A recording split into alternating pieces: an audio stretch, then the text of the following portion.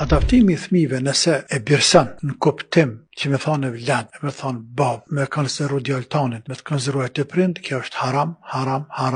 Prej harameve të mëdha të cekura në Koran, në suratul Ahzab. Por nëse ka për qëllim me birsim, thjesht me marrë një fëmijë të braktisën, pasi që Zoti s'e ka falë, dhe me eduku, me bo me familje, sa jo me të pakërkan, s'ka prind, s'ka kërkan, me bo me familje, me eduku, te ke se vapet që për kujdesesh për një fëmijë, ai e merr edukatën tane, përballë saj ta kalon një kohë, edhe në fund shkon vend vet. E tani këto do të më tregu atina gjithë se ti nën vetdijen tënde din që se ke fëmijë, po nërsun ja thu, mundësinë e parë që është të përshtatshme do të më tregu fëmijët se unë nuk jam nana juaj, asku nuk ka baba juaj. Por të këna marrë thjesht me të rritë, do të me ditë fëmiju. Kohën kur gjeja te me i tregu.